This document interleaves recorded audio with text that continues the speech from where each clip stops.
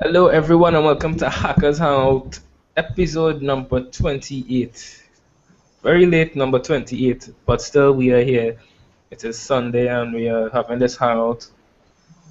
We don't have quite the large representation that we had last week, but I am the son of Murray, business applications consultant here. Um, I have Nissan and Stanford with me. We could continue the tradition of everyone introducing themselves and what they do. So we'll start with you, Nissan. Sure. So I'm Nassan. I run a small company called ReadyTech. I'm an independent consultant and the founder of that company. I provide IT services focused on mobile and cloud application development and general IT stuff as well. Great. And Stanford, a stalwart at the Hackers Hangout. It's Stanford Mings, hailing from Antigua, living in St. Thomas, United States Virgin Islands. I'm a technology consultant here.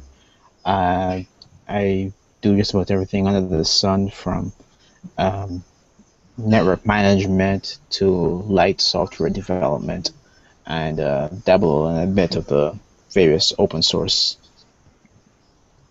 hardware and software. Okay, sounds good. All right, guys. So we've had a lot of stuff going on. Me these days I'm quite antisocial on the tech scene. I've not been following up with everything. Time is limited, but there's so much that has been going on that even I can't ignore all the different things that have happening, from the developments in application development platforms to new pieces of hardware, new technologies, and the ever so popular security threats, and all the controversial soap opera type drama that's been coming along. Like just today I was reading some old emails on the Debian's mailing list, and I saw that apparently Julian Assange had given a talk at some conference. You know, they do this thing where he Skypes in, or uses Google Hangout or whatever, and they put him up on screen at these conferences. And he mentioned that basically all operating systems are vulnerable in the sense that they could be tampered with by government institutions, and that doesn't just include proprietary systems, but even open source operating systems and that kind of thing. At the end of the day, it's a matter of getting your code committed into the main base.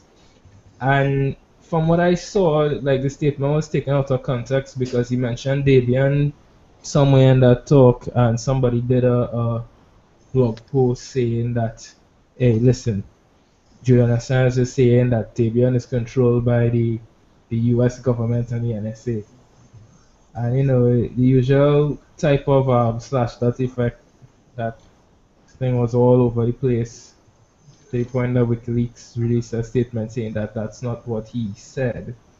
He was making a point. So, there's a lot of drama in the technology industry, particularly within the security fields. Mm-hmm.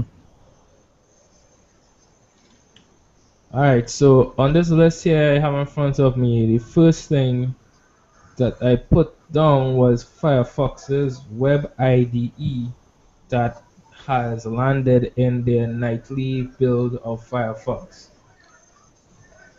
Now, I'm not too sure how much into web development you guys might be, or how interested you might be, but it's actually interesting because, again, I'm not too sure how much you guys follow this, but Chrome has their Chrome OS thing. Firefox started the Firefox OS that everybody say they're mad and it wouldn't succeed.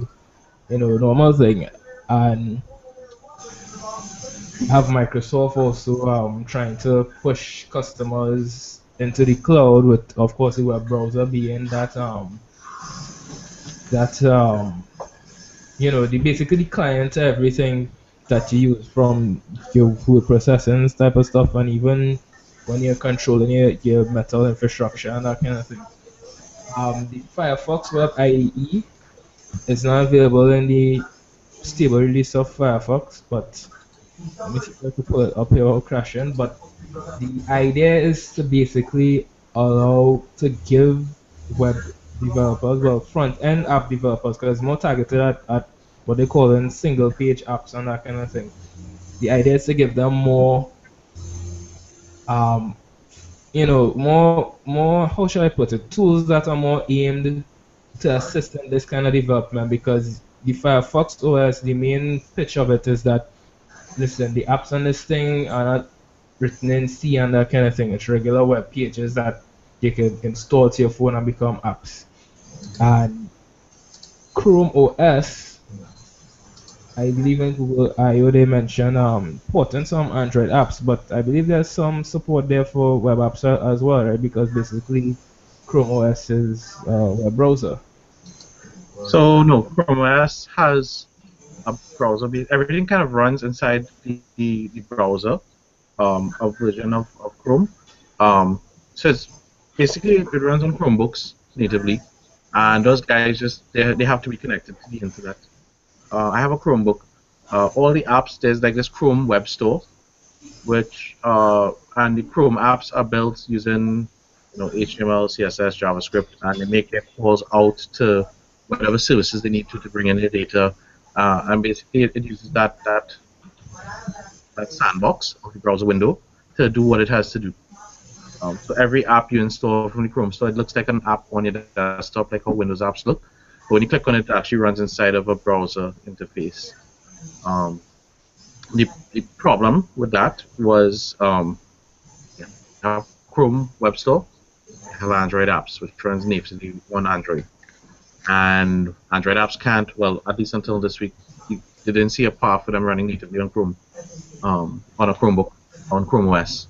They're demonstrating this week that they have that in the works for some apps, but again, it's a question of native app, native performance versus running within a browser, where you have the overhead of the browser infrastructure before you even start thinking about the overhead of your application. So a good it's a good meaty topic, and there's discussions for both ways, because if you can run something within a web browser, then you basically have cross-platform availability right through. However, you might sacrifice performance if you're running on an operating system where the browser may not be the best version. And also, you kind of look at things like, hi, you hearing me? Hey, Akua and Walters, can you hear us? Cool. Hey guys, I still Welcome to the discussion. with this today. I'm using it on my iPad, so it's giving me problems. But I can hear you though. Okay, great. Yeah, so not to belabor the point, but basically, a native app, native performance on a processor that it's already compiled to, a web app, or what they call single page. You said SPAs, single page applications, where it's one page, one web address. You don't jump from page to page. Everything kind of loads and unloads in that browser dynamically using a combination of JavaScript and CSS tags. JavaScript would be basically the logic that says which parts to display and which not to display, and CSS controlling what is displayed. And of course, JavaScript making the calls out to get the data it needs to render or to do stuff with it. Okay, Yes. I'm glad you mentioned the point about the performance. So I'll get into that actually, because the next item discusses that a little bit. Akua, I want to welcome you again to the Hangout.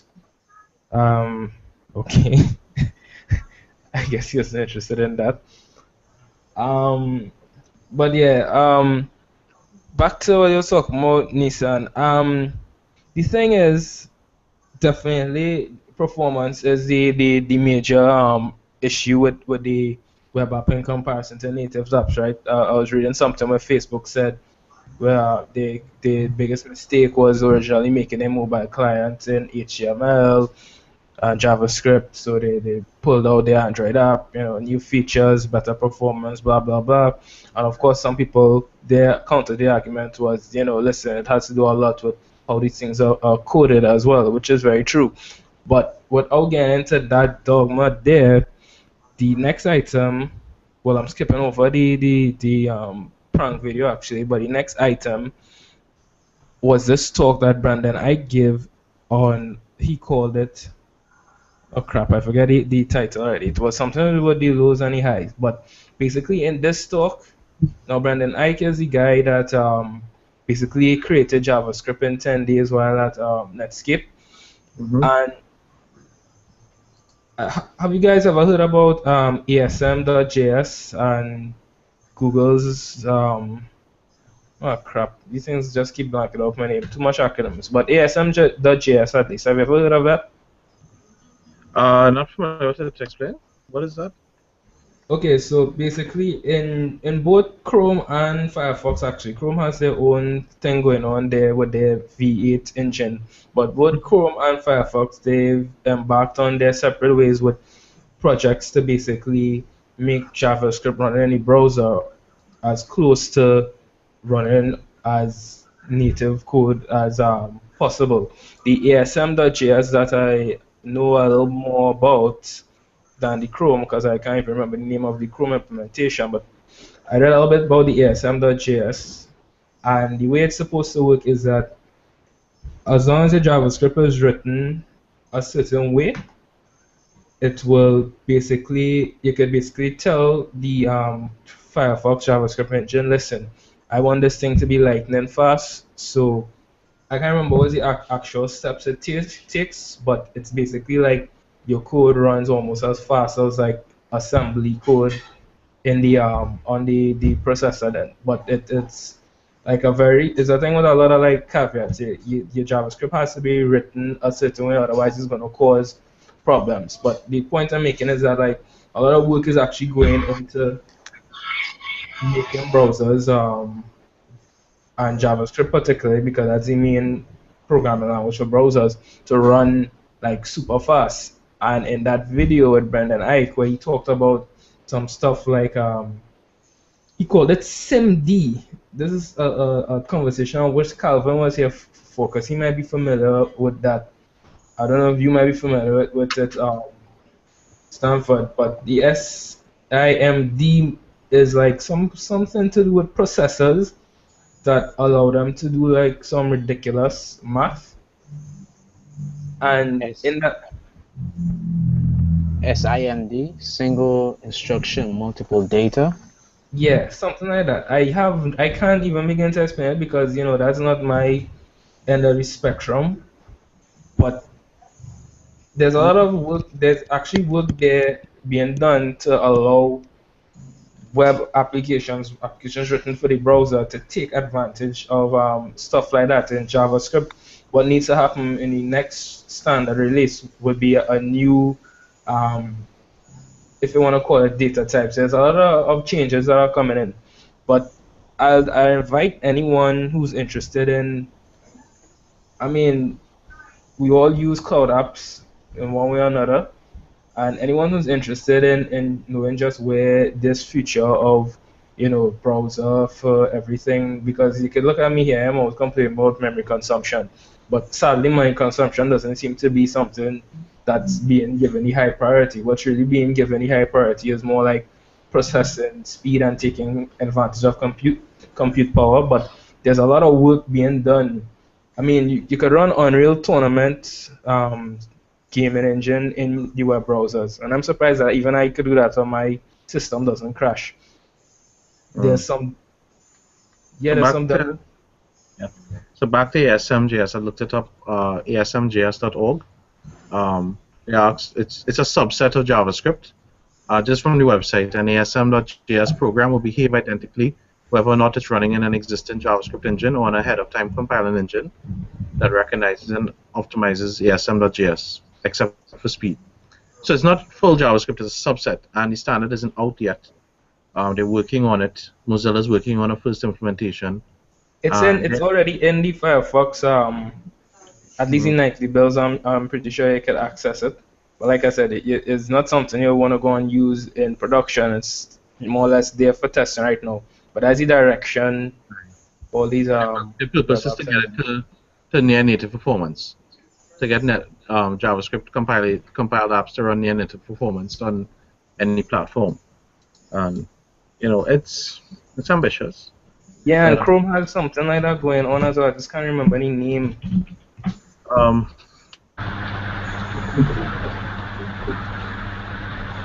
Okay, so welcome Kurt and welcome Shannon. You guys have come to put us to bed, I see. A lot of noise. Okay, let me see if I could help there. And we have a mute.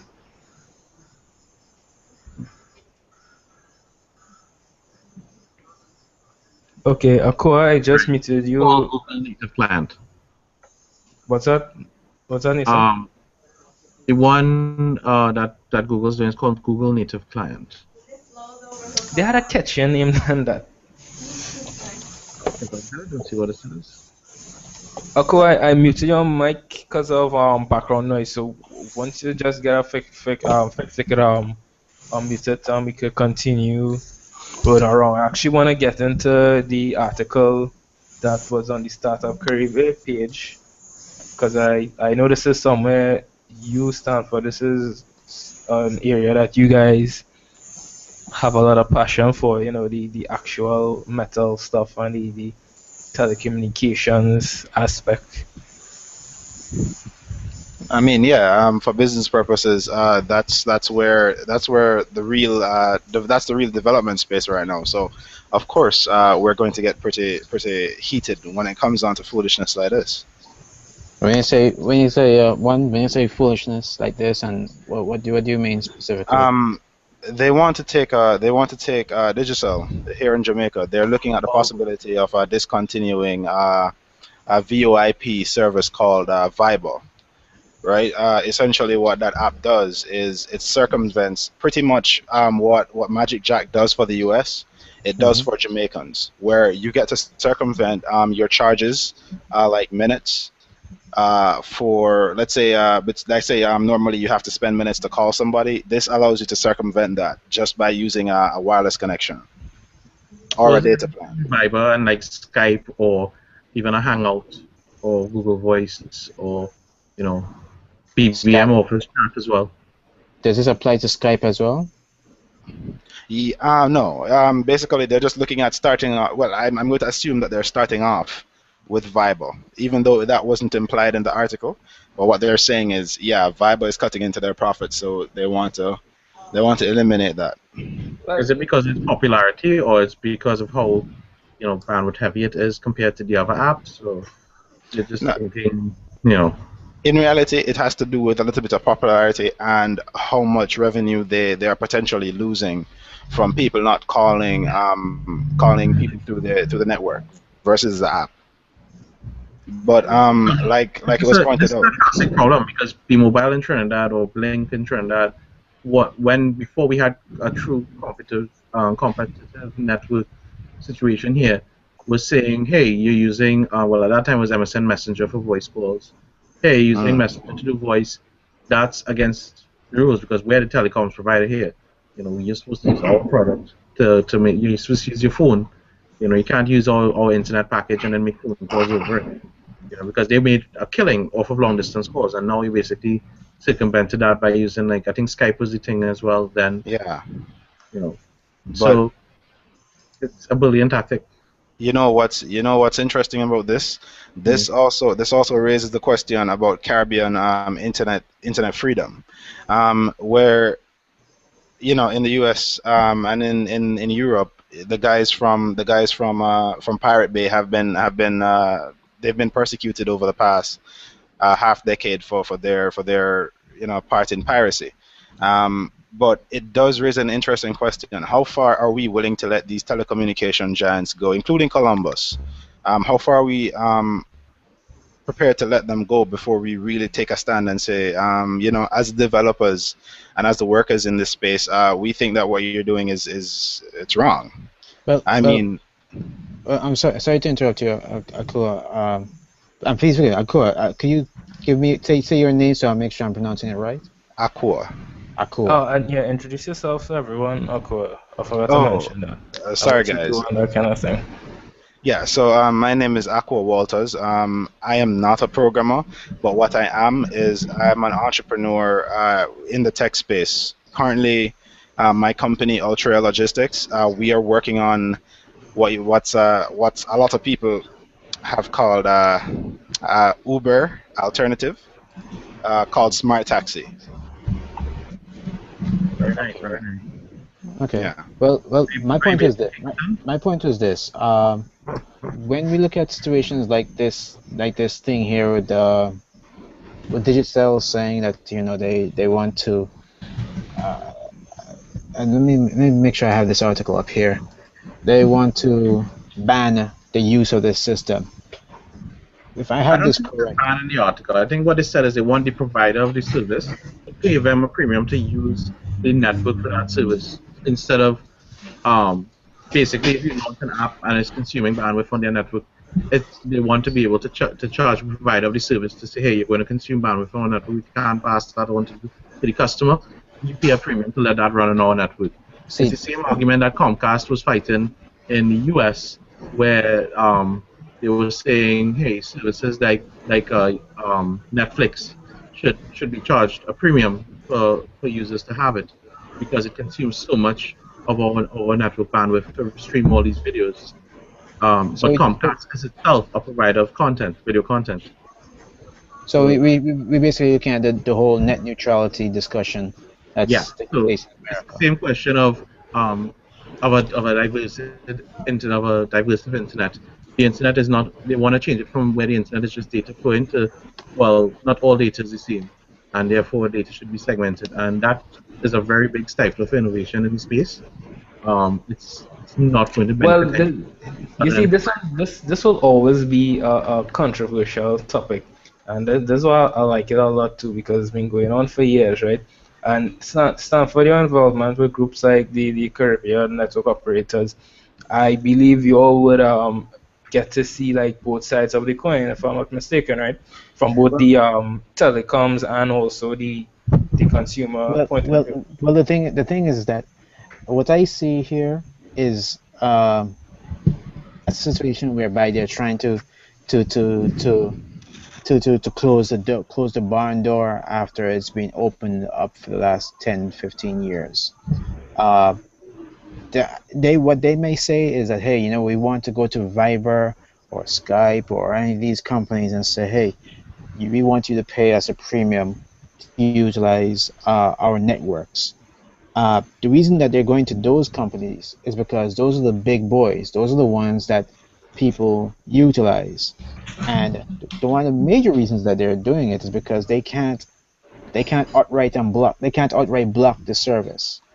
A lot of these voice over IP systems, you can't block them. I know in Panama there was a big discussion whereby I think it's Digicel. No, I think the Panamanian government wanted the ISPs to ban the use of voice over IP systems, and the ISPs came back and said, "How do you want us to do this? This is all data. We can't differentiate, voice data versus Yeah, it'll have a performance data impact. data."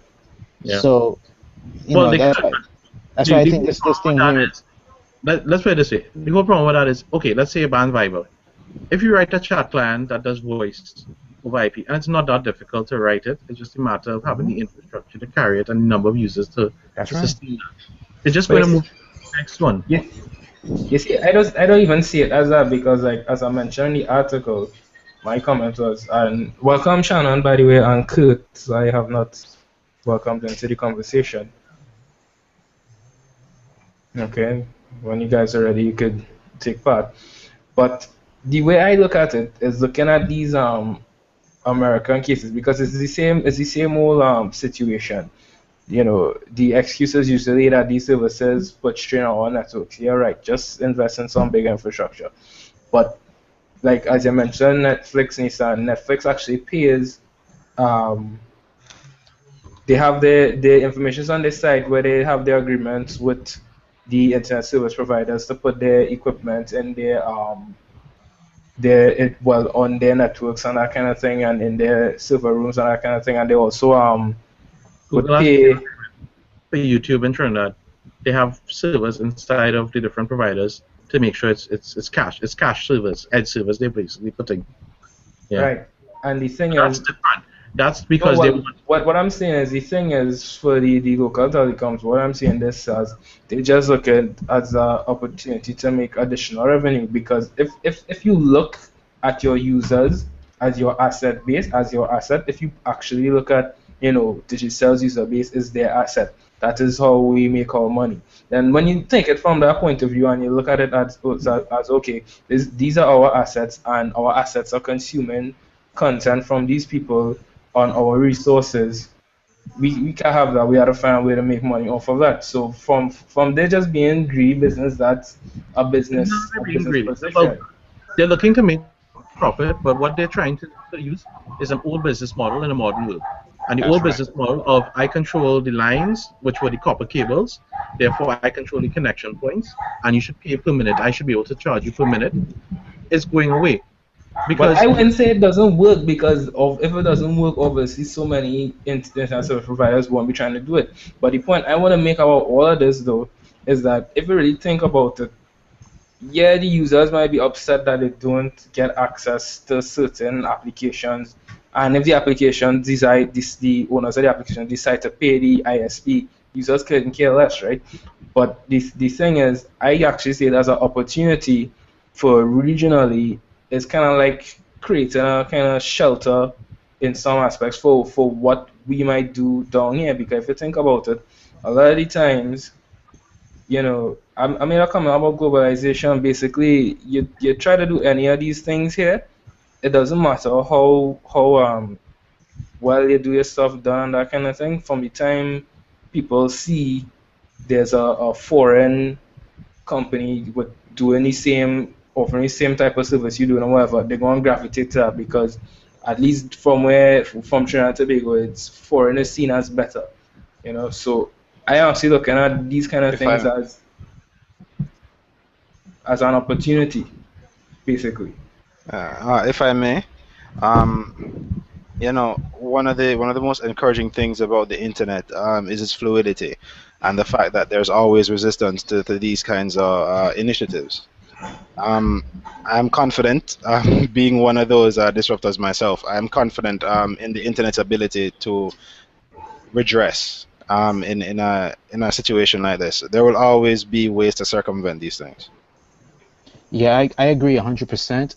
Uh, I think that yes, in the Caribbean we have this idea that foreign is better, but I think in this scenario it's not such a bad thing because when we have local entities, be it the government, be it monopolies, who are trying to implement I mean legacy business models, it's those foreign entities, those Ubers, the Skypes, the even Debian, the things that are out there, they're allowing us to be able to say, you know what, there's options.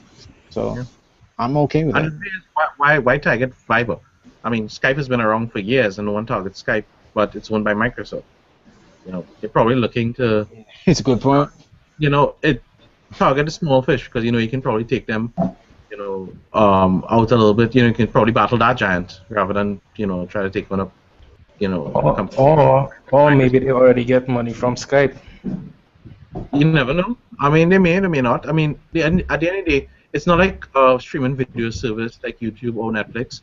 Voice data is real time and non-repetitive, so therefore it has to carry over the wire, um, from beginning to end. And unless it's not like streaming media where you can cache it at points.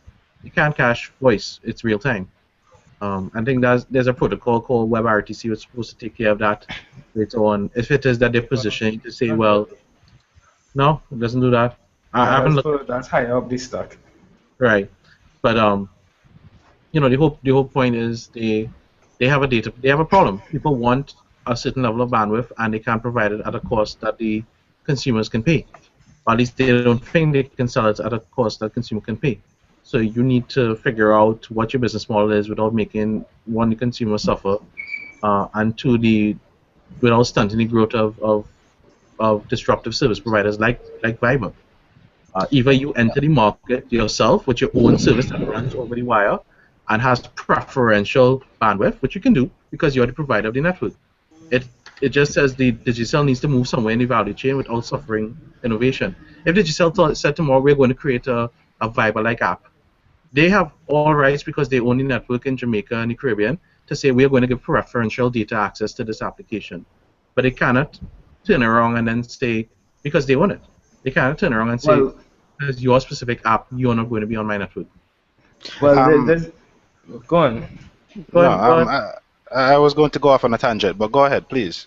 Mhm. No, I was gonna say that you know don't get me mistaken. My position is not necessarily in favor of these kind of things, but I'm saying it's also an opportunity as well for something in the various islands that might be affected by these kind of decisions to actually, leapfrog and do something. But a point I want to make about telecommunications on the whole, though, is that there's a lot of conflict of interest in their business model, and I think if they are not already in a crisis, a lot of them might be headed for internal crisis. Because if you look at TSTT down here, especially, our traditional business has been phone lines. And we moved from mobile phones. We want you to call. We've made endless marketing campaigns about calling. Then this data thing started to take off. People want phones with internet access and that kind of thing. Fine, no problem. We give you data. Now the smart thing to do is good luck finding a data plan for mobile phones that gives you unlimited data. It's more or less you have some kind of cap or it's a maximum amount of megabytes. But the thing is, the more the internet grows and the more let me put it in a simple example. Think IBM and the personal computer and the conflict of interest that they had between the personal computer and the Big Iron mainframes that they made, and the decisions they made that led to them basically creating the desktop PC market. And it was basically the dumbest business decision they moved because they were unable to capitalize on it.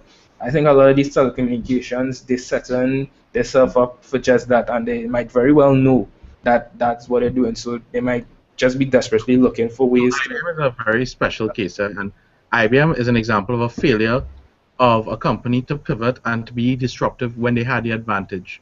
IBM bought their operating system from Microsoft, but they left this clause that allowed them to license it off to other companies because they thought no one's going to want a desktop.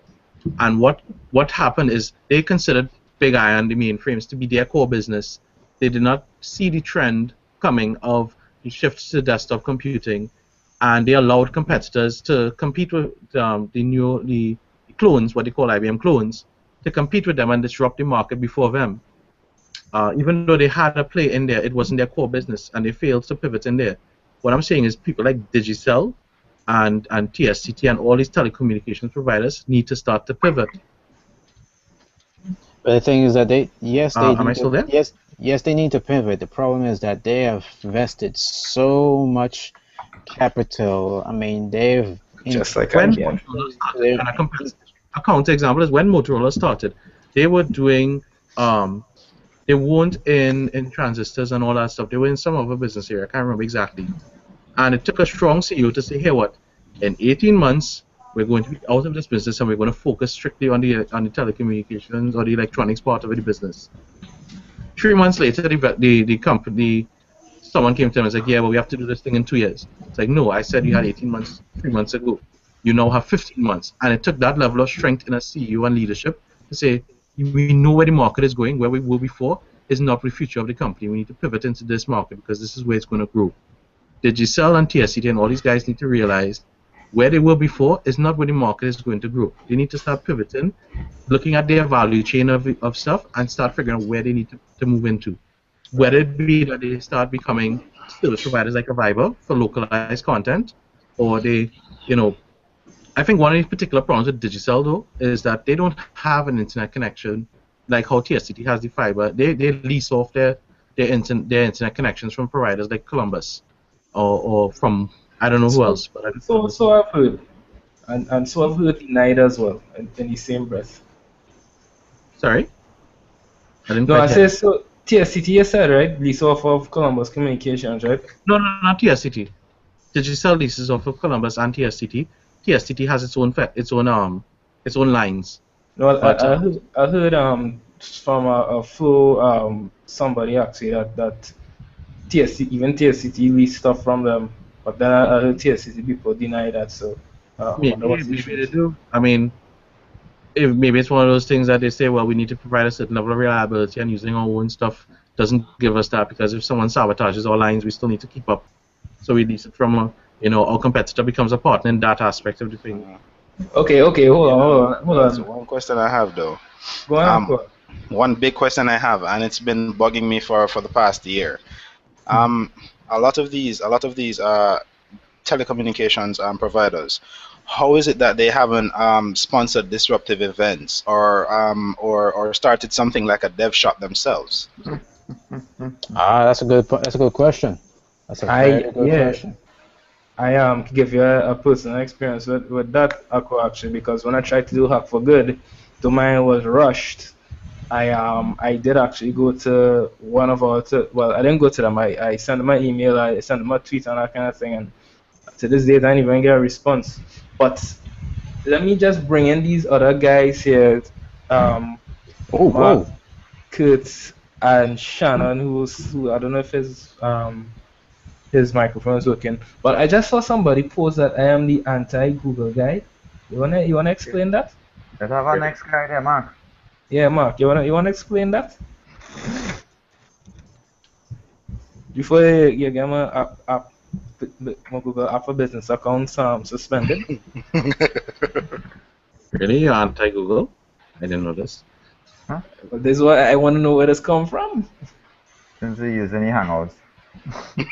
Understand? Yeah, they got shot. We don't know. Oh, you are the that guy. Your microphone working, Mark? He beaten up. Oh, Shannon, you don't know Michael? this a developer issue around here. I am not anti that, by the way. It's just that I think the idea, personally, I don't like the idea of languages that compile to other languages that get compiled to other languages. That's just me. I don't like that. A dot compiles to another language. Yeah, that can be compiled to JavaScript. So it's a superset, or it's just it's a It's its separate own language, but it can turn to JavaScript to run in the browser. But you can run it on the server, as Mark is pointing out there in the chat. Okay, so there's never any problem with one language being able to I mean, in that case, is it being compiled to JavaScript, or is it being translated into? It's actually being turned into JavaScript code. I don't So like that kind of compiling, thing. yeah. So compiling is different. If it's going to be No, we call it compiling, compiling in the web world because of how it ends up. That's the term we use in WebLAN. If you look at the chunk, it's out, you understand why we call it compile, because it's similar. When you compile to bytecode, you get chunk. The compiles basically give you a whole compressed, smushed up space that's piled of chunk. It's just a term we use in web dev. Okay, but I mean, there's stuff like Sassy and well, there's TypeScript, which is a superset of JavaScript, and that goes straight to JavaScript. Yeah, I hear them all. But let's not give Mark fuel for the fire. You know, JavaScript by itself has You're breaking up, Nissan. things like typing. What's the type? Sorry. No, it said you were What's breaking up. It's either me or you. We having some latency. No, Yeah, it's not Sean. there are deficiencies in JavaScript that other things need to take care of, and I think I need to, because I have a visitor. I will try to join you back in a little bit. We'll chat in a bit. Sure, no problem. You understand? Woohoo! All right. Yeah. Well, the thing is, I think we were talking about early on, with Viber and their Viber and Digicel and all these things there. I just need to get your opinion. Do you guys think there's some coordination with between the ISPs on the different islands? Like, say, someone like the folks in Digicel in Jamaica, are they coordinating their offerings with what's happening in, say, Trinidad? Hmm. Of course, Digicel is across the region. Well, would then would it be fair to say then that pretty soon they may say, "No, what we want to possibly go to Viber and say we want Well, to." I um I think Haiti was the third largest market. The second one was Jamaica, followed well with Trinidad and Tobago as the largest market. So I feel that they were doing it as a trial and see how the market takes it, and then they might very well implement it across the Caribbean if they get away with It's it. not. That is. It's not gonna go. It's not gonna go. Yeah, well, what is troubling to me is the language they're using. They're describing the popular VoIP applications as unlicensed, unlicensed. How? So to me, no, that's Unlicensed in also what context? exactly, and that's the thing that is disturbing to me. That who it is came up with the idea then that these people are unlicensed. The people done paying you for data or whatever. How could it be? You see, what they might be upset about is that if they're using wireless, they could be using Flow, getting free calls, and then basically they're losing money. So I think it's more of a profit kind of thing. Of course it You, is. Stanford, where they're just trying to protect the interest, but I don't think that what they're doing right now, I don't think that has any merit to it. I don't think that'll The, hold up in court, the thing is that the so internet to say. has already turned over the apple cart. There's nothing they can do or say. I mean, they can try and fight all they want and call this unlicensed, but all it takes is for somebody to say, "You know what? Let me set up a server on Yep. Rackspace, set up a server on Rackspace, and then go set up a voice RIP server on Rackspace, encrypt it, and carry handsets to their customers, and they have a voice RIP system.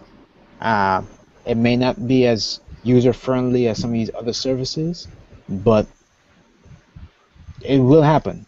So they can push back all they want, but it's just going to get people, force people to be a bit more creative. Yeah, and that could be a good thing too. Yep. Yeah, and that's Imagine a third party. Let's not call it digital, but a third party VoIP service that acts like a, for the want of better words, it acts like a wireless network, whatever the hell digital is. you see, for me, I don't think the idea is really to block or anything. Like that. The idea I really think is just to try and make that money off of Yeah, I think I people. think it's all about money there.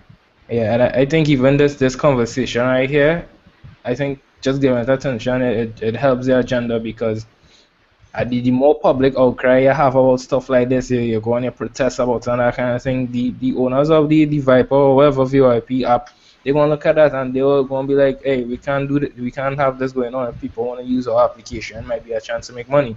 So they look at what options they have on the table. It's not like they could come into the country and sue Digicel into submission or something like that. That might be hella expensive. So you just pay them the money and make whatever agreement and talk done. I mean, Google does it, Netflix does it, you know, Now, Microsoft. on the contrary, no, I don't think they do. Um, as far as I understand it, um, I mean, when you say they do it, what do you mean? As in they pay the providers to Well, provide access? let me put it like this way.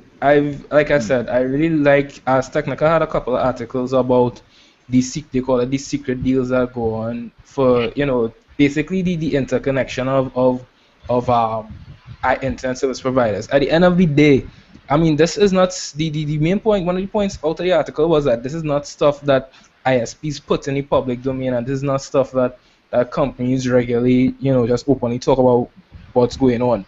But at the end of the day, even between internet service providers, from the time one ISP feels like, hey, this next ISP, you know, we they should be paying us money because so much of their customers are actually pulling data out of our network. They have to pay each other just to, aside from like whatever agreements it is for networks. I can't remember what was the exact term for all the technical jargon, but aside from whatever you have to implement to get all that infrastructure in place, ISPs will charge each other just for because your network is pulling your users accessing from your network are coming into my network more than my users coming into your network. Because any day when that happens, they hold the cards. They could say, well, okay, so much of your customers accessing resources on my network. If we started to throttle, or just refuse your connections or just decide to tear by agreement, that's your customers not getting access to whatever resources it is that we have here already. And at the end of the day, that's business. And if you think about it, it might necessarily be right or wrong, whatever the case might be, but it's a matter of power. There's a lot of power that these ISPs get because users want to access resources from network to network. Google has to pay, already has to pay their own internet service providers that actually get them onto the internet. So they're already paying to actually get onto the internet. So when you have restrictions that are going on where you're not getting network access, they might be a big company, but they're actually kind of powerless to tell an internet service provider, hey, you can't block or you can't throttle our traffic and that kind of thing. That's all the ISP's decision, because at the end of the day, they control the infrastructure. Is a lot of power they have. Did you mention Google Fiber? Good point. That's where things like that So come up. Google Fiber is a perfect example of how Google realizes its weakness and it has moved up the value chain to start penetrating and disrupting that part of the market. The same way Google has realized this weakness and is moving up the value chain to provide its own infrastructure, the telecommunications providers need to realize, hey, they need to start looking at their value chain and being disruptive in other parts that they're being threatened with right now, which Yes. are, the parts like the Vibers and the Hangouts and the YouTubes and all that sort of stuff. TSTT fiber, I want to say. The thing, Yes, the you thing, can't even get copyright sometimes. What do you do with fiber? No, you saw they launch a fiber community in Shabana, right? Well, they say so, at least. the thing is that you're right, Nissan, that Mhm. they've got to sit down and they've got to come to the realization that they've got to pivot. And the more we have companies like Google saying, you know what, we're going to bypass you guys. You guys don't want to play. We don't want to operate in the 21st century, 22nd century. Oh, we're in the 21st century. If you guys don't operate in the 21st century, then we will just bypass you. And don't be surprised if they continue doing it in the Caribbean. Don't be surprised that Google says, "You know what? Let me see what Jamaica is doing. Let me see what Trinidad is doing." About Yeah, that. hey, don't be surprised. No, Right about now, I have had I have had numerous experiences with U.S. businesses coming into the Caribbean, and that's something that we need to address also because what I have found is that a lot of U.S. businesses actively avoid the Caribbean. It's so bad that Uber Smart Taxi, no Uber Easy Taxi, and Halo and Lyft do not operate in Puerto Rico, and Puerto Rico is a U.S. Territory. It is that bad. They But actively what's their avoid. reasoning in your mind? It has to do with market share and resources to penetrate these markets. Small companies like ours, like Ultrea, we can do it because we're Jamaican owned and we understand the need for it. There's a big market share there for us. But for Google, no, if it doesn't go there on its own, they're not going to make the effort to do it. So going to back, come to that, I'll just let you know, they haven't worked for a big company. There are costs associated with setting up financial systems in any country you go to, Yep. and and they're also very very strict in the tax laws and to prevent laundering of money in the U.S. So sometimes a country may not have specific things in place that allow it to operate under the controls set by the U.S. government for U.S. companies in a country. So Puerto Rico is probably one of the easiest ones to do business with because they're still supposed to fall under um, the same bracket. But the reason they wouldn't go there is the income level may be below what they're expecting. But if companies like Walmart can go into Puerto Rico and operate successfully, a telecoms provider or a service provider like Google could probably go there if they needed to. It's well, just a matter of well, that is what their financial systems are like. well. The thing I believe is going to happen is that you're gonna have folks like Akua who is going to develop a system, a service similar to an existing system. I think right now you say you're creating a Jamaican version of Uber. I think Yeah. once you get that ball rolling, whereby you're able to customize it for Jamaica, I would not be surprised if Uber comes along and says, "Know what? We see you're doing this thing here. You seem to have already got the ball rolling, and we have the infrastructure to be able to provide you." They may either buy it outright or they may decide to partner with you. And I think that's Yeah, going to that's very apply true. to other areas. The catch is that in each locale, there has to be someone who goes and builds that comparative system. And I don't think you're going to get any pushback from, say, Uber with respect to your taking advantage of our intellectual property, or your violating uh, patents or anything like that. So Um, just to in that, clarify, Uber is yeah. this name your own price taxi service, right? No, it's not name your own price. Actually, our service it really is very different from Uber in that we don't. Two biggest differences I can say right off is that we don't use private cars, so that's not something we can do because of the Jamaican law, well, Caribbean laws. So we don't use private cars, and Unfortunately. Oh, yeah, so that's a big drawback here. And also, it's not a set your own fare kind of thing. It's more we charge lowest fares on the market. We just look at what the market is offering and we just charge lower. And I think that's So how what's do you going. protect yourself from a competitor coming and say, Uh, "Oh, licensed firearms. Hey, hey, you're you in want to what? Jamaica, so..." hey, how to get things done. I just thought, No, I like it. I like it. a fellow entrepreneur, that's the first things that I look at whenever anyone says, "Well, my competitive advantage is price." There will always be a cheaper man. So Not with a gun though. That's the Jeff Bezos approach to things. Hit them the lowest price and hit them the highest quality. Yeah, that's basically what we're doing. Think of it like this: like the markets that we're looking to penetrate, from tourism to local, we're offering them the same service, the same exact service for the same rate. For the right. same, yeah, the same great service for the same rate. Because in Jamaica, a tourist gets charged up to $40 just to move Not it's less than not a just mile.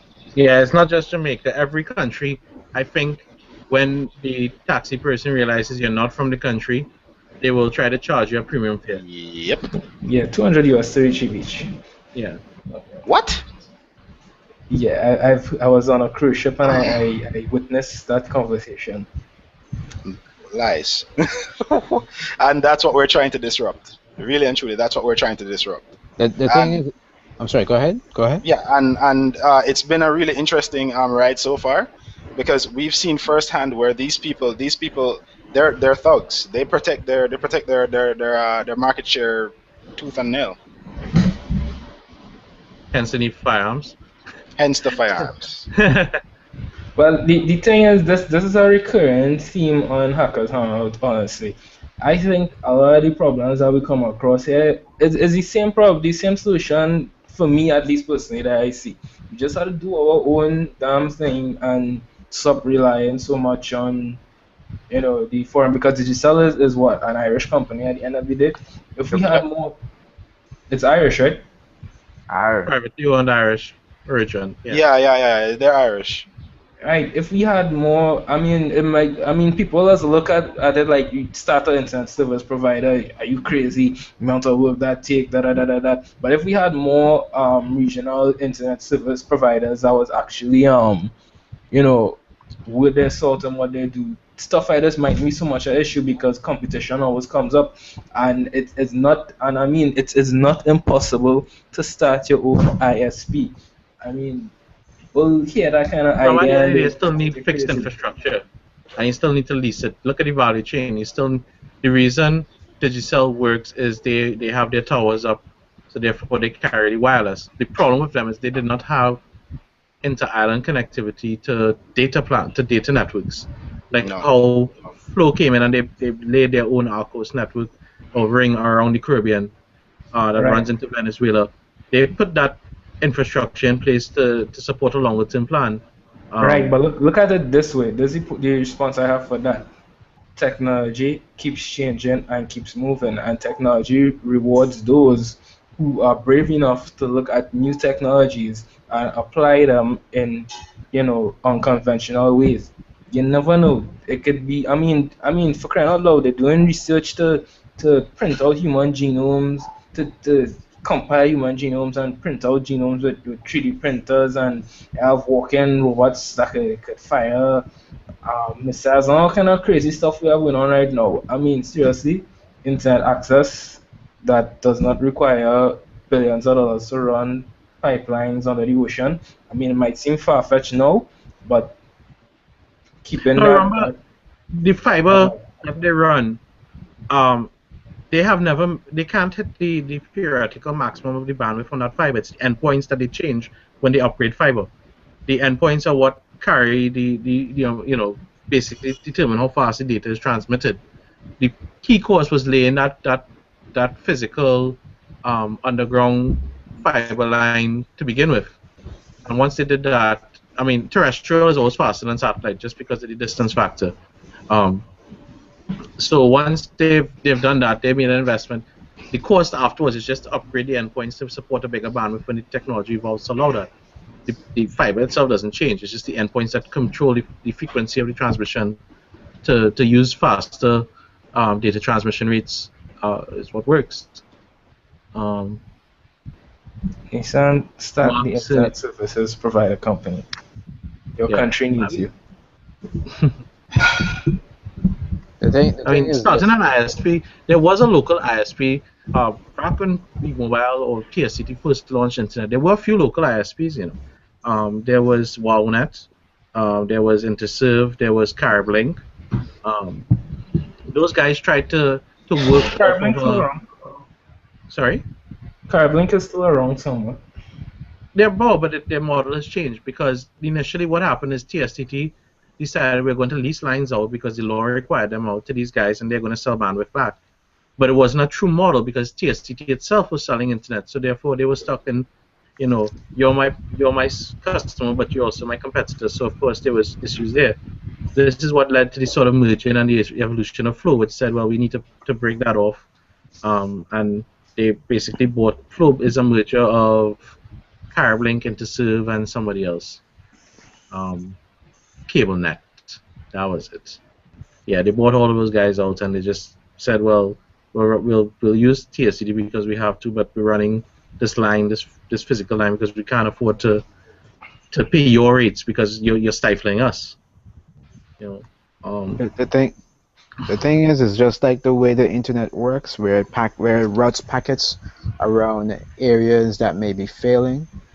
It's Mhm. going to do the same thing in the real world. No matter what, there are going to be people. The moment you introduce anyone to the information that's out there on the internet, they are going to figure a way to get access to it. And if it means that they're going to go and do it through their phone, if it means that they're going to go and get satellite uplinks. My thing is that from I don't want to say the grassroots, but from the end user point, they're the ones who are going to start defining how we Mhm. get internet access, and Yeah. and the Digicels, the Limes, all these other folks, they're trying to control it, and it's not going to they just going to be burying themselves deeper and deeper and deeper in the hole. Well, they're gonna Just a fight because they startup. have too much. They have a lot of PR and other mechanisms in place to help control that. Lobbying mechanisms in place to help control that.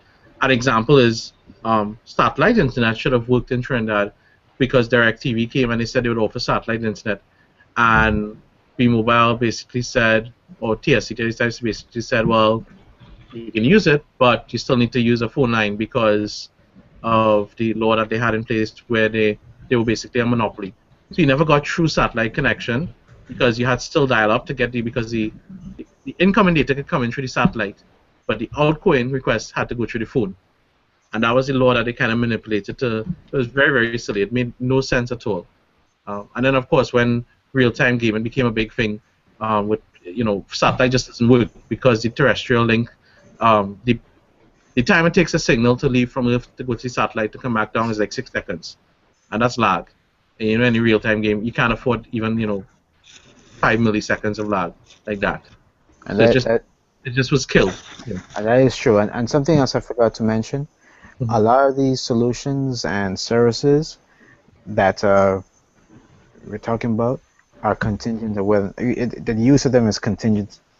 Well, I shouldn't say the use of them, but there's legal and then there's illegal, and there are times and for a business, it behooves a business to work with only legal items, legal services. Um, but the masses that are out there, they have a lot more freedom, and I think that's what's going to push things.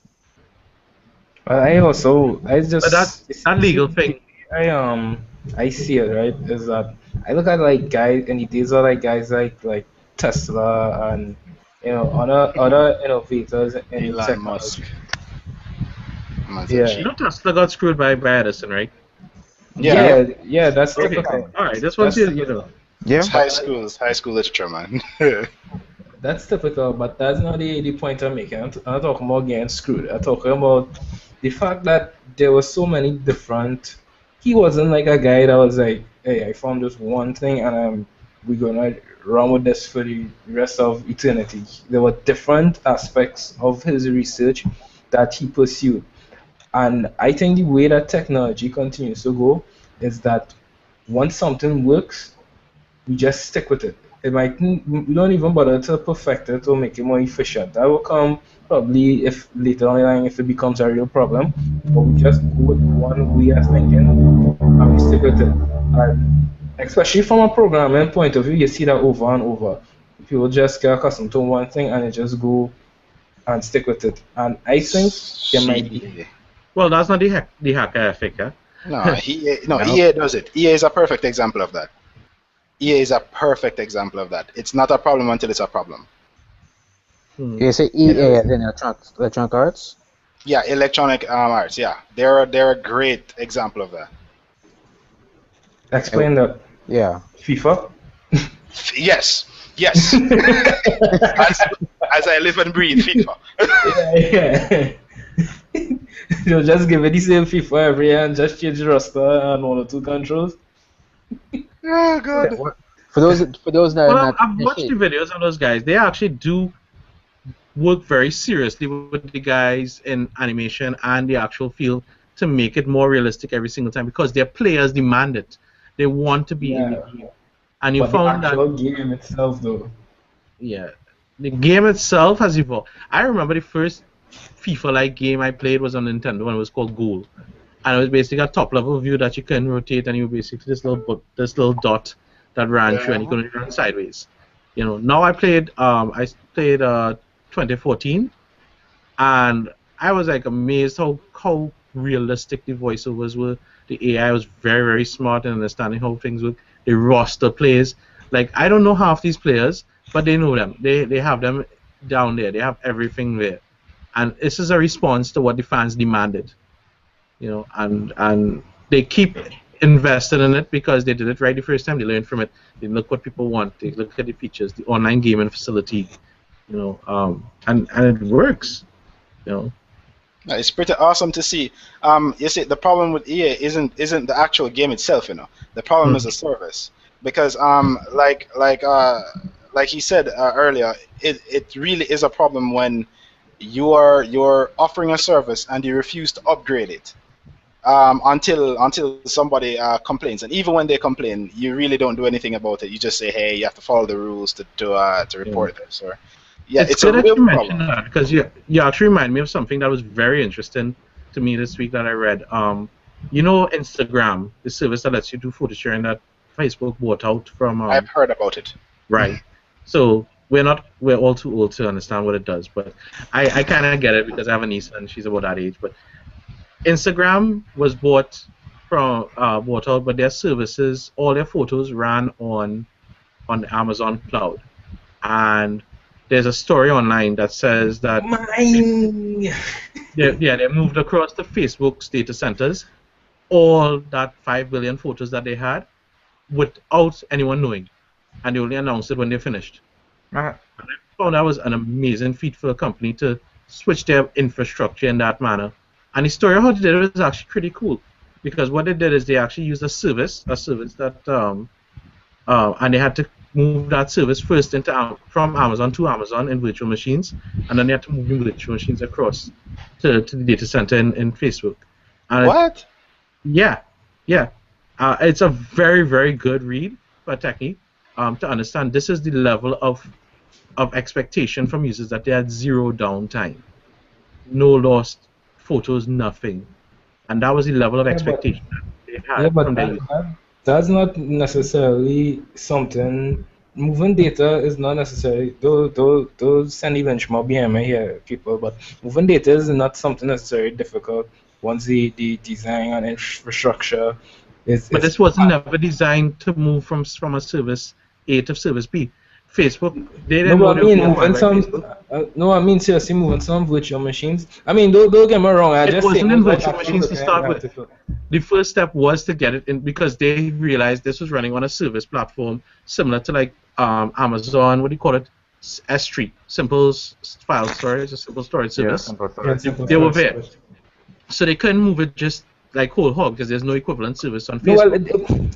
but anyway, we didn't have to go around all this road. But I was just going to say, Amazon is at least from what I read on the documentation, they seem very helpful with getting stuff in and also out of Amazon. Because remember, with like the Glacier service, which is like basically the super slow version of S3, if you have a problem and downloading stuff doesn't work for you, Amazon could send you. I think they will send you a drive or something, of course at a cost, but they Yeah, would I send mean, you a drive. you're missing the point, really, Lasana. The real point is this is the quality of problems that Sorry, we I are just don't like expected as Instagram. developers. Sorry? No, I said sorry, I just don't like Instagram. No, well, aside Instagram from is the a service, lie. the nature of the problem is the type that we as developers now, as hackers now, are expected to understand how to solve. Yeah. And it goes a long way to say, well, when you're building a service, there are certain abstractions we don't know about yet that you need to put in place. So I would encourage people to read about it if you're a serious developer to understand the steps they took. So that if you decide to architect a service, you think about what abstractions you need to say. Because I'm sure when they built Instagram, they hacked it and they said, well, simple file storage is good enough because we don't need to have it in a virtual machine because we're not going to ever move it off. You know, Hmm. it was a really great problem for them to solve, and I love that story. What's the link? Yeah, post a link, man. I will have to find it. It was something earlier this week. Post It it. only triggered in my mind because When you get put in the Caribbean developers, so we can all yeah, see I'll it. post it on I, the developers blog. I have a question. Mhm. Guys, how many of you guys are entrepreneurs? And Me. I think okay, everybody here and in some regard. how many of you guys actually do read entrepreneurial tech entrepreneurial related articles like the one you just mentioned? They're I do that all the time. Yeah, So you're on VentureBeat, you're on all of these things. I read what makes sense. As a side thing, I don't do this as a advertised service, but I do consult with people who have startup ideas and help them walk through the process of evaluating the idea to see Yeah. if it's something they should launch. And I help open up questions for them and discussions. It's something I do for friends and as friends and families. I don't offer it as like a professional service. I Yeah. should, but yeah. So Yeah, I go on want up to talk to them up. Mhm. Oh yeah. You see, because what I've come to notice, what I've come to note is we have this in the tech entrepreneurial community in the Caribbean especially. We have this delusion of trying to be like quote unquote Silicon Valley, as it were, and I think that's a bad culture to follow. I really do. What's bad about the Silicon Valley culture? Uh, gathering exorbitant amount of money for an idea that may never take off. I agree with you 100%. Okay, Oh, that's no, that's no, no, no, that's the wait, hold on, extreme hold on, part of hold on, culture. Crash hold and on, burn, Nisa, crash Silicon and hold Valley burn. on, culture hold on, is Nisa, smart hold people on, getting together Nisa. to Let solve a us, let problem. us, That rather than and defend, let us hear Stanford, who agrees 100%. Let us hear why he agrees 100%. And you talking about, you want me to explain why? Your position. Because we Okay. always hear pros this kind of stuff, but it's good to get the feedback of people who are skeptical of this as well. The thing is that I'm quite, and please forgive me if I'm being presumptuous here, but when I graduated from University of Virgin Islands back in 2000, this was during the dot-com bubble, and I could never forget seeing ads, seeing the exuberance of money just being thrown all over the place. I mean, it was obscene. And I could never forget my professor at the time telling me that he went to school. He was an old school computer science guy. He was he went to Berkeley. He went to I think 40s, not 40s, no, not the 40s, 50s, 60s. And he says that he never forget. One thing he knows is that everything goes in cycles, and he remembers engineers, doctors who were driving school, who were driving buses. And what I saw in the year 2000, right up to the year 2000, was just that money was thrown out all over the place. Any crazy idea, they got money. You come out of college, you got a Why was I 60, in seventy school thousand back then? dollars. Well, ironically, I was one of those folks that when I came out was told to go up to the mainland because I was going to be making a lot of money. So I had friends who went up there and they were making like 50, $60,000 a year. But the thing is that right after that year, the next summer, that thing, as I'm quite sure everybody knows, that thing exploded. I mean, it crashed and burned, and that's what I see right now. I see a lot of monies being thrown around. I see a lot of people assuming that to start a business that you have to have first round um, financing. You have to come up with an idea and go and show it to somebody, and somebody will say, "Wow, that's a great idea. Let's go. Here's a check for $100,000. Run with it." And that's not the way it works. It sounds like that's the way it works. Well, so you all guys are thinking Silicon Valley culture is that. Silicon Valley culture is not that. That was bubble culture. And what really Silicon Valley culture is the hacker ethic, where you put a lot of smart people together, you figure out a problem that you want to solve, you solve it in some sort of innovative or disruptive way, you prove your model. I mean, Startup Weekend should have shown you that with minimum viable product, and you do research in terms of developing something out there. The reason seed capital comes up is because you need to reach a critical mass of users, basically. Um, But that time of when you talked about when money was being thrown, that was an immature time for the market. People are a lot smarter now. There are these VC incubators, and you will find people who are stupid enough to throw money at stuff without doing their research. But the proper culture inside there, if you look at it, it's a groundswell of pure intellectual capital inside there. And well, those guys, that's the kind of thing that I sparks disruptive innovation. and I that's disagree. wait. Can Indeed, indeed. Listen, can I jump in? I Mm-hmm. agree with you. I agree with you, That's what I mean. listener, regarding the hacker ethic is what drives Silicon Valley. The problem is that people who who are not paying attention, that's not what they see. What they see is you come up with an idea, you go to a venture capitalist, you get money, you start a business, and you file for IPO, and then that's it. And I think, and from what I'm seeing, I could be wrong. I've never been to any of these startup events in the Caribbean, but from what I'm seeing outside, is kind of that's the mindset, that mindset of come up with an idea, present it. If it's great, we get some money, and we make a lot of monies. Yeah. That's the impression that I'm seeing. Yeah. Well, that's And the layman's impression. But we are all hackers here. We're all, hopefully some level of development or infrastructure person. We should know better.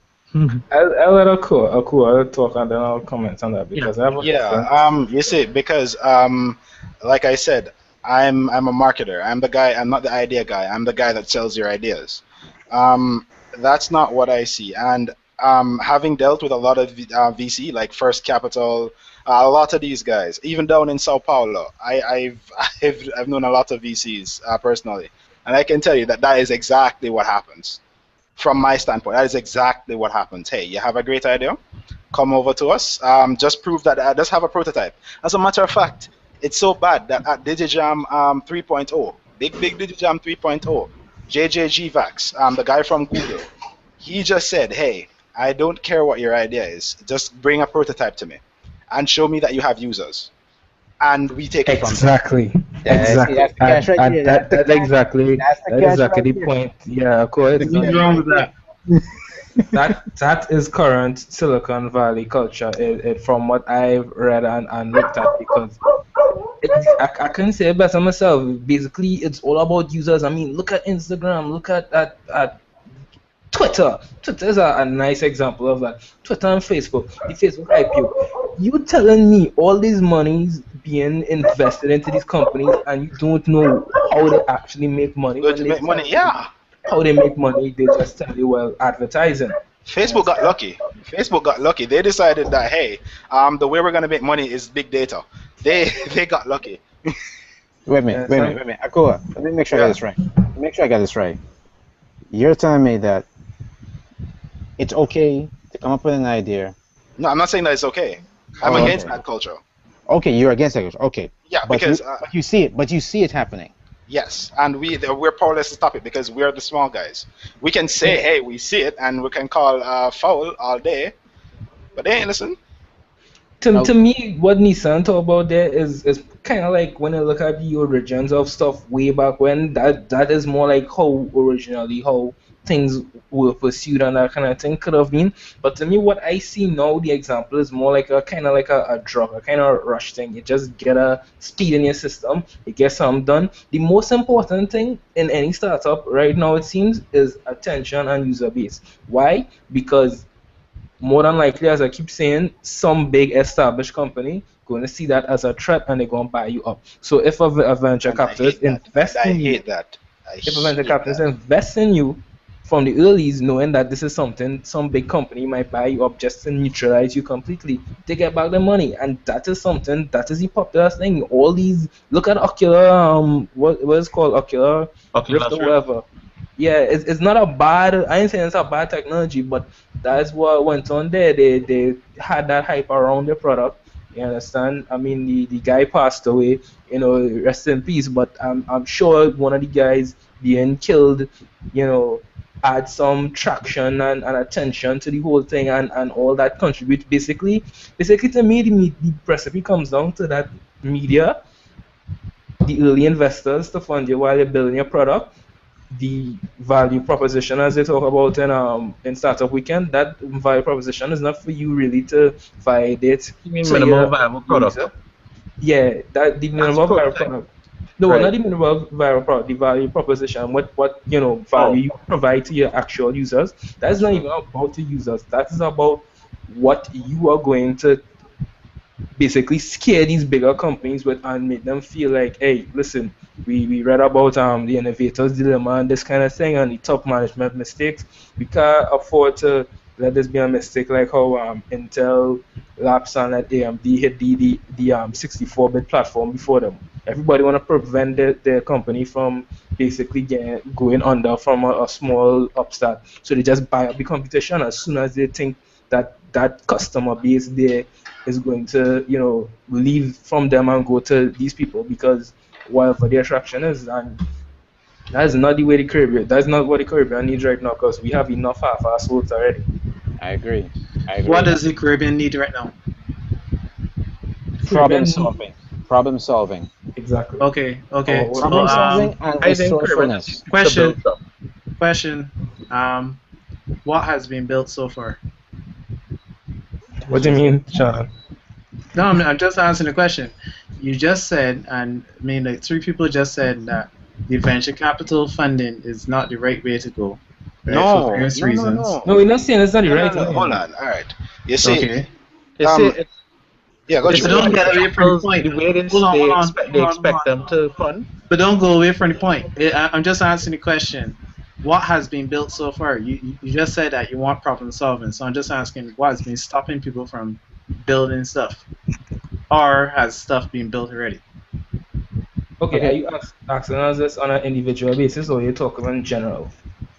Well, I'm talking about if you look in throughout the entire Caribbean, or even if you look in terms of just the countries where we all come from, what has been built so far? So in Trinidad I and can. Jamaica, I, yeah. yeah, I think in Jamaica I saw some work that was done regarding assisting farmers in tracking their stolen items using some text, using text Yeah, systems. Uh, yeah, I'm not. I know that's in the ball is rolling with that. I don't know if that got funded through any venture capital. it did. Uh, it did. Okay, Yeah. great. That's one example. That's a problem that I like to Guys, see. give me 2 seconds. I'll be back. Yeah. Sure. Yeah, those are the things I would like to see solved. Not necessarily. Um, what's some of the crazy stuff I've seen? I know.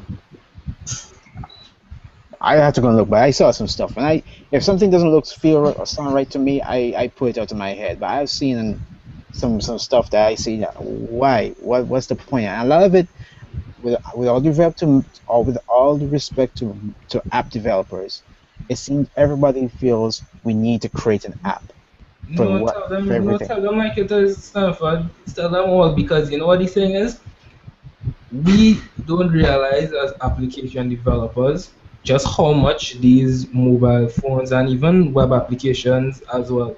We don't realize how much we are basically dumbing ourselves down as application developers because we're moving further and further away from back in the days where you have near full control over the system. You could make calls to all kind of different hardware connecting system and that kind of thing. Move into a kind of way that you go and build an app, you know that it's more or less certain tools that you get to use. You're operating in a kind of a box.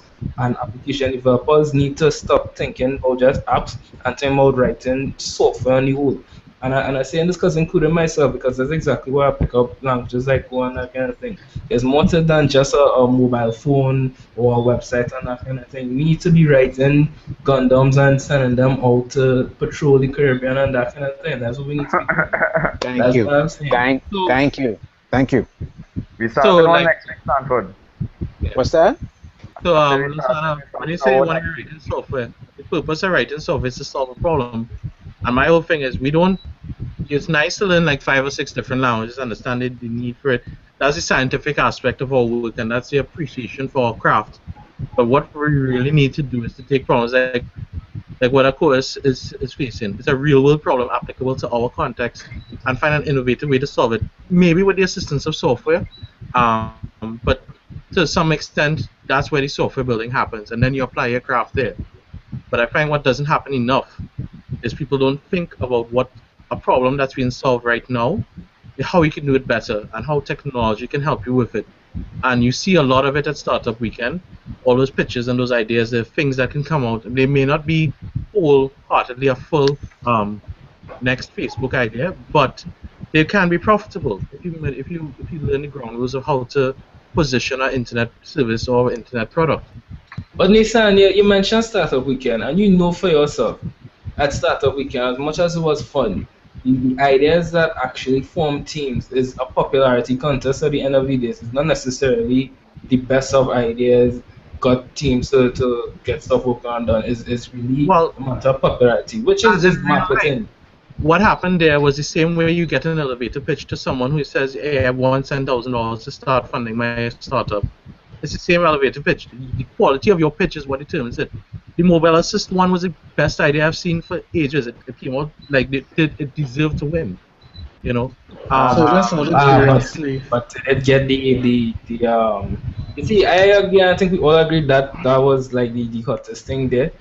But I was looking at how initially there weren't much people willing to tackle that, and I think that hints to basically, as I was saying, this app culture be a more focused on the easy things like web and mobile. And as I say, I'm not taking myself out of that because I do a lot of web, but what he was talking about the, you know, with the movie assist, that is a difficult problem to solve, and the fact that it But it's took a very local context as well that could be expanded to a global audience. See, What when they were was using movie assist?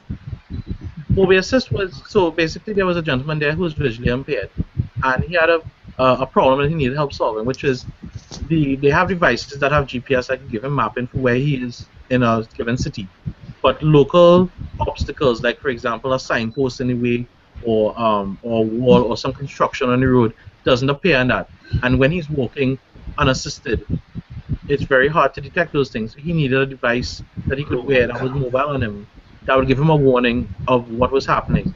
And these guys came together and they used that Arduino system to build a quick prototype, a minimum viable product in 2 days. And it worked. It wasn't perfect. I mean, it was not very pretty, but it worked. a team of three compared Team to of three all the guys. other teams. Yeah.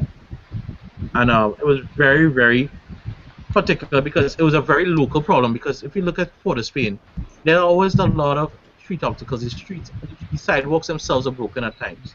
You know, Yeah, and as a visually France. impaired person, I worked around the corner from that office where they house them, and that street is always broke. You know, there's always roadworks on it. The you know the, the manhole covers are always there. The sidewalk, the pieces on the sidewalk, and I just amazed that these guys have the resilience to keep going through there every day, and it's apparently a very general problem throughout the world. So just out of curiosity, has it been launched? Has it been what? The same movie assist, is it available? Did you do anything with it after Startup Weekend? Well, I don't. I wasn't No, part, but that I'm hoping. yeah, and that was 2 weeks ago, Yeah. or 3 weeks or Some, something like that.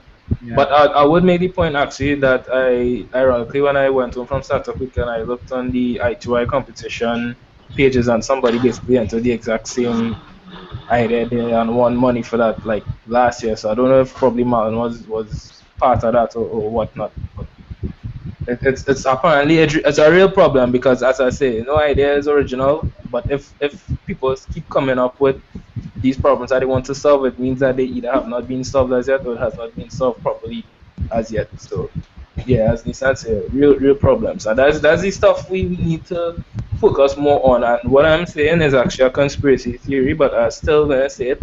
But I'm saying just like, the bigger nations, think economic. What's the name of the book by the Diary of Economic Hitman or whatnot?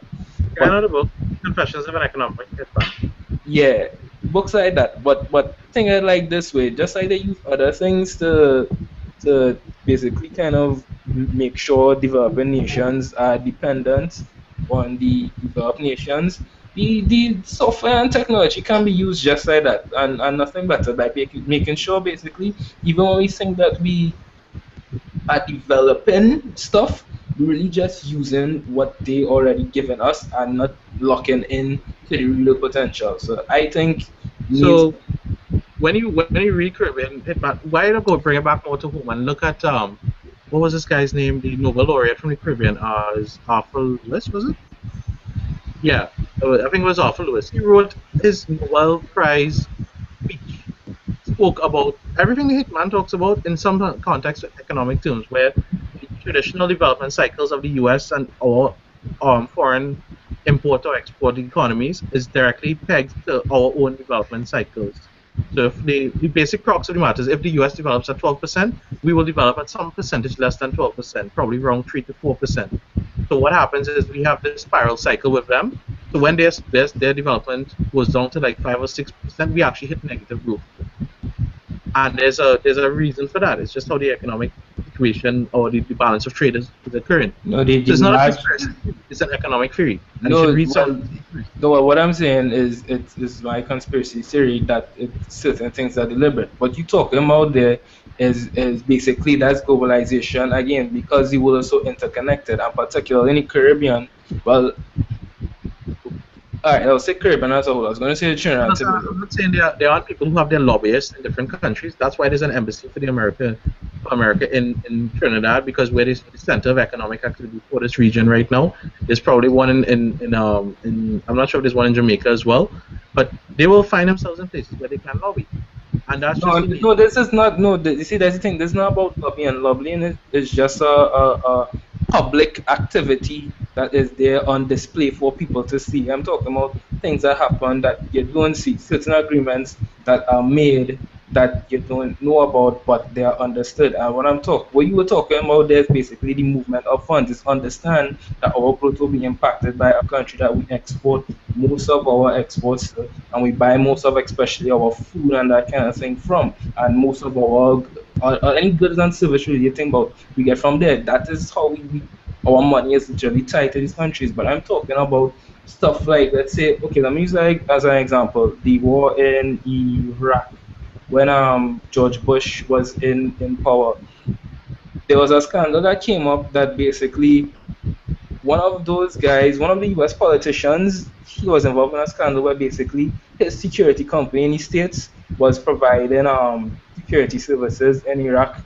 But the thing is, they were supposed to be there to like actually help develop, rebuild the country and that kind of thing. And I think the synopsis was that it's basically kind of keeping them on a leash and only doing so much, making sure they depend on his company to get money. And what the report was saying, I think as well, was like a lot of these US security based institutions were in the country. And when you think about it, if I am a security based company, when your country is actually secure and safe, my company is not making money. Why would you want to buy more and more guns from me and more weapons training when everything is going good? When things are going bad, that is when you want services from my company. It's simple. So any again business again, you don't want a situation where your company is considered useless. And what I'm saying is, with application development and that kind of thing, you have to think about that. So as much as we could use the apps and that kind of thing to solve problems, especially when you're just trying to make some money to eat, we need to expand and look at bigger and harder problems, more difficult things, get deeper into that software and really grasp the potential that we could with the software, both the software and the hardware. Yeah, what I'm saying is you can think about software all at once. You need a problem to apply it to first. And what I'm saying is you always start any business always starts with its core and its niche Yeah, as but a it's not just about business alone, understand? it's Not just business business and problem. software cannot be written without a business perspective unless you're doing it for an academic purpose. And what I'm trying to show you I I beg to disagree. differ. what it looks on I the outside. completely disagree. I disagree. Yeah, come to Hack for Good in September. We'll show you how to write software that's not academic and not for profit. And I can Okay, point to it has a I can point. business aspect. Doesn't mean it doesn't have to. It doesn't mean it has a profit aspect. There is Well, social business as well. well, understand. Yeah, I think one of the things is that a lot of folks feel that when you write software, at least I'm not suggesting that you do, but I know a lot of folks they write software and they feel that they have to go and sell it or they have to distribute it. I write a lot of software for myself to better my life. Uh, I write little scripts to do things here and there. Uh, and that's just for me. I'm not Right, suggesting anyone else that's a does it. niche, and that's a niche. And if how you think all these big companies start their next project, they probably have some internal project where someone found it works for them, and that's their niche. Hmm. And they say, hey, can you generalize it a little bit more? It works for a few more. It works for a few more, and then they figure out, hey, can we mass market this thing? And this is not, and the same way you write 150 scripts in your lifetime, but maybe only one or two of them is actually a viable product for more people than just yourself. It's the same way that software is, but every single one of those pieces of software scripts you wrote had a purpose. There was a business purpose behind it, whether it be simplify your life by deploying a server to monitor something that was going on that you couldn't monitor easily with manual processes. There was a business reason. And Alright, honestly, well, I think with Nissan is just a matter of the language. What he considers, what he's talking about when he said business, basically just means the problem that needs to be solved. Whereas we might, look at business strictly as business for money and that kind of thing. And I that's think it's another just a problem. language difference. Business is not a bad word. It's not a bad word. Making money is not a bad thing, huh? I think wait. I think it's a matter of the value that can be a bit shady. Money is not a problem. It's the value that's being created and where it's being created. I guess. I mean, Fair enough. strict, the strict purpose of any good business is to provide a good or service to the community at a price people are willing to pay. And if people are willing to pay a premium for something, does it make me a bad person that I'm allowing them to pay the premium for it? Or No, should no, no, no. There's not a problem with that model. The example that I like to think about is like McDonald's or KFC. They're great businesses. Their bottom line is great. However, when you look at the long term, if someone's going to keep eating KFC in the morning, afternoon, and evening, long term, the value that's not a good value. right? So And this is something businesses have realized, and there are three pillars that they said any good business should have. It's financial accountability, um, governance account, something with governance and corporate accountability, and last one is social accountability. And if those businesses don't support those three pillars, they're not a good business, and that well, is well, that can be debated. I don't know if this is a good place to have that discussion, but that can be debated.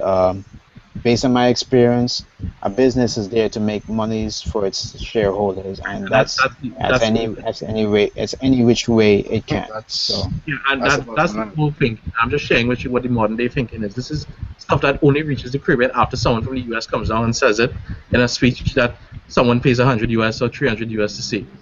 I'm sharing with you for free. You will see someone coming anyway, along in the next few months or a year or two, and they will tell you this. Same thing. Corporate social responsibility is a growing pillar for evaluation of a business's quality or impact or value. And people watch this now, especially with the level um, of government oversight that people want on businesses coming into their community. People want to know that a business is coming not just to set up shop and drain the resources; they want to be putting something back. That's why you find all these oil companies and the digitals and the mobiles. They have very strong outreach programs that do stuff in the community because they want to be seen as being of adding value back to the communities that they Okay. I'm serve. happy you said that. I'm happy you said that because I really don't think they add any real value to the community. I really don't. From a Well, digital not standpoint. but they have to report back to shareholders and interested parties. It's all the story you sell. And if you Indeed. look at any startup that's been acquired, sometimes it's not the best startup to acquire. It may not have the best product out there, but they've crafted a story for themselves that allows them to be interesting enough to want to be acquired. And the same way that a company that may be in a market and you know they're probably doing stuff that is not necessarily healthy for the environment, but they have a corporate story that says, hey, we're actually helping these folks do stuff. Nissan, all that is just lies. But that's my opinion. Please don't get me wrong. Not all businesses are the same, but those are all lies. That is from my experiences with the company I used to work for and people I have met who are in There certain you go. positions. There you But go. those things are all lies. And I'm also happy you said looking, that. I'm I'm happy looking you at said the that. Sorry, looking at Aqua? the No, I'm saying I'm happy you said that. Really and truly, remember that the people who work for the company are not the company. The exactly. company is actually because I've had to do this over and over again. The company is literally just the shareholders, the board. That's the company. I agree Everybody 100%. else, everybody else is just flesh and footwork. Peter Drucker actually has a thing in his work where he says that I think is either that companies are either people driven or they are innovation driven. And like I think the example would be like Google would be an innovation driven company. You'd want to work at Google because they at the end of the day what drives them is to do new things to basically be the best at what they do. And then a people driven company which might sound nice, I mean even hitting ads and that kind of thing, but a people driven company when you think about it is really a company that's driven by people. And if you want to assume that people always do the right thing and have good intentions, then you mess up right there. And that's Boom. basically how financial companies are. A lot of them, they're people driven. The company is the actual culture of the company is what is the actual company itself. So people just want to put money in their pocket and get rich off of the expense of whoever they don't care. that's how they're gonna operate. That's gonna be the company modus operandi because it's people driven. It's not driven by the financial products that they produce. Indeed. Yeah, this is how I get out because we really need to do a business hangout kind of thing. Like you have to get that off your chest, boy. Yeah, yeah, I did write a book on this kind of thing, but I think the thing nobody is taking that out the court just yet. I think the thing is just that there's there's a number of different interpretations as to what a business is function. And the one thing I always say that a business is nothing more than a black box where you put a dollar in and you get a dollar and 1 cent out, and that's your goal.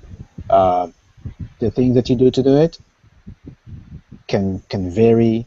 What if you're able to come out and be a good corporate citizen, then while keeping a dollar and 1 cent coming out, great. But your priority is to get an extra 1 cent out. Whatever you gotta do, you're gonna have to get that extra 1 cent out, or else you're just not in business. So Indeed. just remember, not every business is run the same way. There are good businesses and there are great businesses, and that actually links with a book I should recommend to you all. Anybody ever read Good to Great by Jim Collins? Link me That's the Amazon description. I'd love to see it. This foundation theory of how to build a great company, because the whole concept is good as the enemy of great. Great companies stand the test of time and last throughout, and there are certain principles that applied to how those companies were built.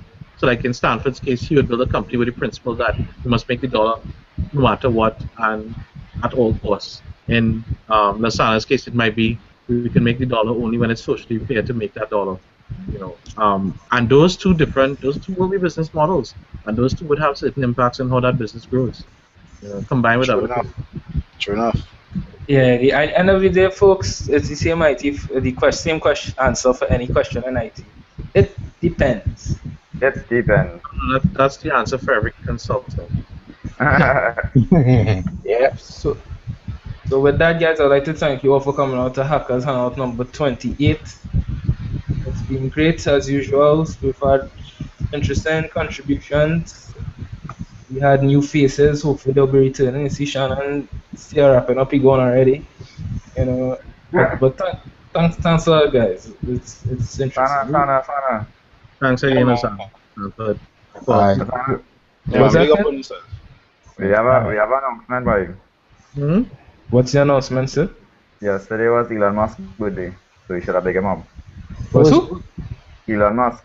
Yesterday was his birthday. Oh yes. Elon Musk, SpaceX. Happy birthday, spaceman. Alright, so I guess so. This will be a bad time to say I don't know who Elon Musk is. Tesla You Motors. do.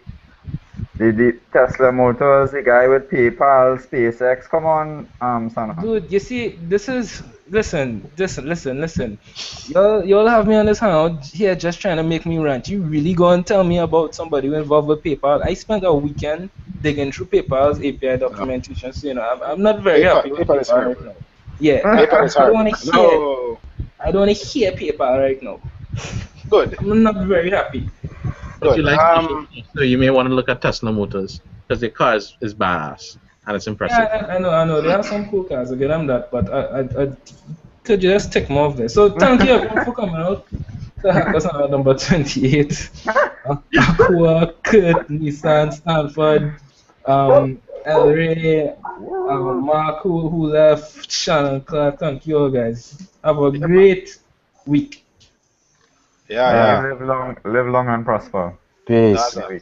Gaza box.